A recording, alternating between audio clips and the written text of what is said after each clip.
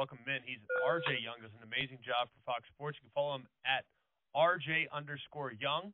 You can also check out the, quote, #1 college football show on YouTube. He does a great job for Fox. And RJ, you had the unenviable task of having to rank teams 1 through 134. What the heck were you thinking, buddy? That is a big ask for you to be able to go on that type of undertaking. Well, first, I appreciate the time, guys, and I appreciate the thought about that task. Look, I love what I do, and this is fun. And it started as a thought exercise for myself because if you're going to claim to be a national college football analyst anywhere, I think you owe at least a good effort to know every one of these teams that plays at the top of college football. Now, when you get past 50, you really got to start to work at it, especially in this day and age of roster change and whatnot. But it was really just that. And then I told my boss that I was doing this, and he said, I'd like to see us do that too. And that's how this list became the 134, and we did all these other really cool things. We're separated by conference, separated by some players, separated by some categories. And what we came out with I thought was pretty good and has inspired some really cool debate. Well, I would imagine so. And I know that a lot of the debate will be had with the G5 or with the P5. But I'm looking here at 134, and that's Louisiana Monroe. I'm looking at 127, Ball State. I'm looking at 106, Southern Miss. Did you notice some pushback from programs that maybe you didn't expect to hear from when you went through this list? Believe it or not, number 83, Washington. That's the one. That's the button. I get, believe it or not, and some other folks are really unhappy about Alabama at number 9, and I'm going, all right, come on now. But to that point, I think Washington fans got a point that I needed to walk out for them. And it's simply put, I started this by going, who has the best opportunity to win the national championship before we start winning football games based on what we know?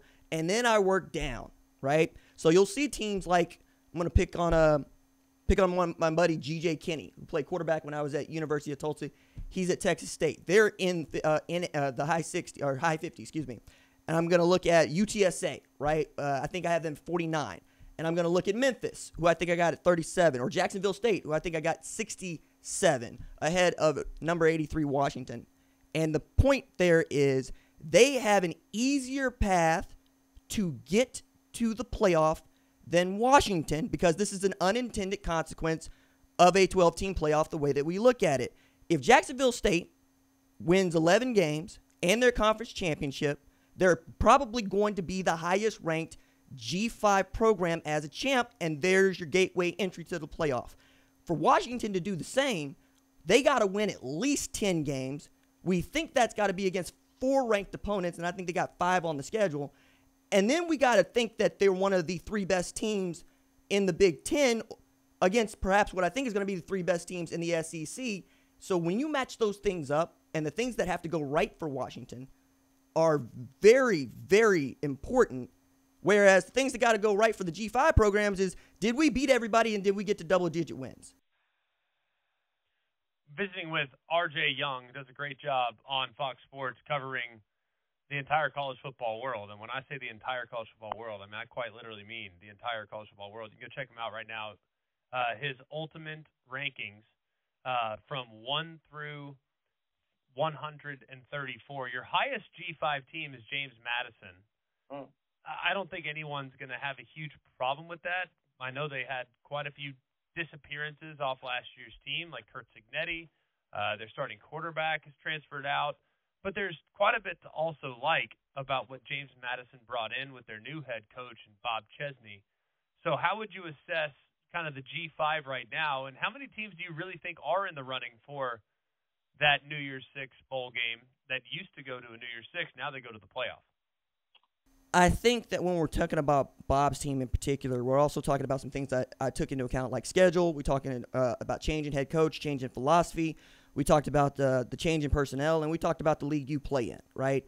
Number one, I believe the Sun Belt is the toughest G5 league in the entire world, and we got lots of data to point that out, right? So I kind of start with, okay, which league are they playing in? And I think the phrase they have adopted is the little SEC.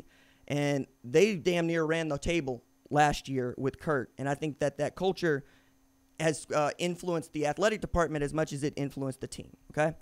Also in there, I'm trying to think, I want to say Memphis is at 37 ahead of James Madison here. Yeah, so I got Memphis at 37 and Madison at 39. But the point is, I think those two teams, along Appalachian State also, I think those are the three that I was really circling around. And I really like the guys that he had brought over from Holy Cross. I mean, I didn't even know Dylan Morris was still playing football until I started to do this sort of homework, right? It's one of those things. And that dude actually might be pretty damn good, right? I also liked what Memphis had done in the offseason, and that was why I moved them to 37. They got the Florida State game, which can really help them in as far as the resume goes. They play in a tough league. We all like what Ryan Silverfield has done with that program, and then you get the $25 million in name, image, and likeness infused from FedEx going, we want to win football games, and I'm going, okay, here's another G5 program that knows what it wants to be. It wants to play big-time college football. It doesn't care much about who thinks they're a G5 or not. That's sort of a mentality I really like. Those are the kinds of things I was thinking about as I put these lists together. Yeah, really good. As we visit with RJ Young, I apologize. You're right, Memphis at 37. I don't know how I somehow passed them by, maybe because I think they should be in the Big 12. Maybe that has something to do with it. They too. They think that too. Yeah, well, it's hard to push back. When you look at the teams that have gotten introduced into the P5, last couple of years, Memphis has been to the New Year's Six. They've done a lot of great things. There's no reason why they shouldn't be at least under some consideration. You look at the SEC versus the Big Ten. I think the SEC is stronger and deeper, but I also am kind of fascinated by the contrast of styles that you're going to get in the Big Ten. I think the SEC, with the addition of Texas and Oklahoma, they kind of already play SEC-style football. It's not that different. When I look at the additions of Washington, Oregon, SC, and UCLA, it's very different from that of what we've seen in the Big Ten West for a number of years. So as you kind of compare the two leagues and which league might ultimately be more dramatic this year, which way do you lean? Well, I lean on that ranking, right? The fifth best team in the SEC is the ninth best team in college football as I see it. And if you need any other definition for depth, I don't know what it is, man, because I was looking at this and again, I want to lean on Alabama here just for a little bit because I think they're a very interesting test case for what this playoff is going to be, right?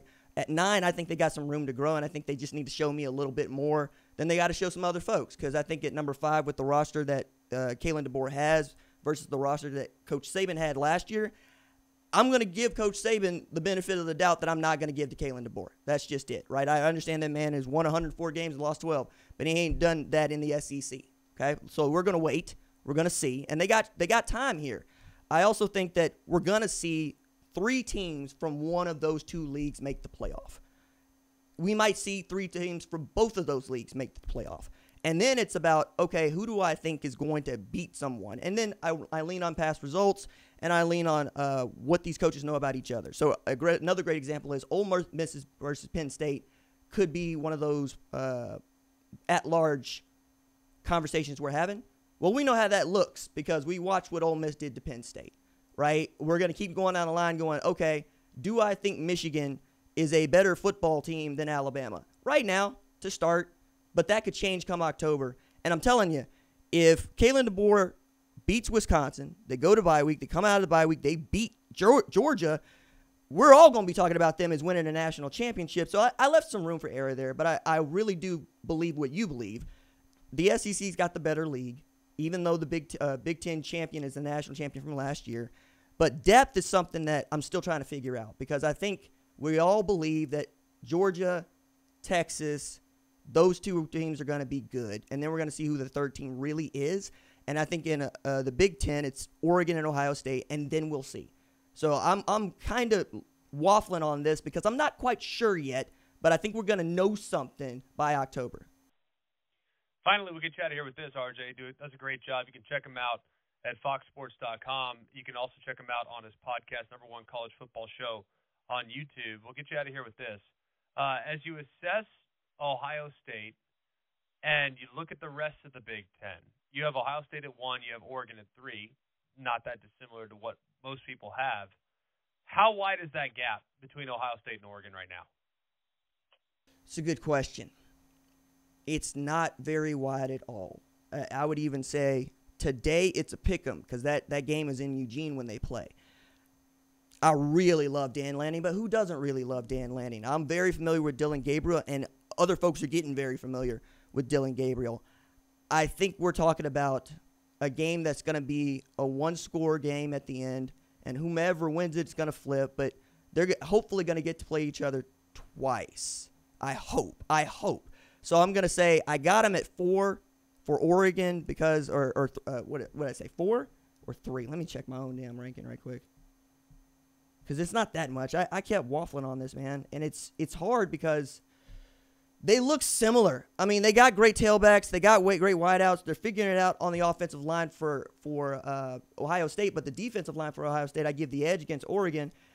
Yeah, I got them at 4. So it's not very large at all, right? I would just say come back to me after they play that game in Eugene, and I'll have a more definitive answer for you. But before we get to playing football, this is what I got. This is what I'm working with.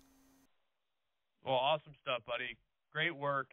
I know that was a monumental task to put that list together, so, commend you for doing it and appreciate all that you do for college football and covering not just the P5 but also the G5 as well. Awesome stuff.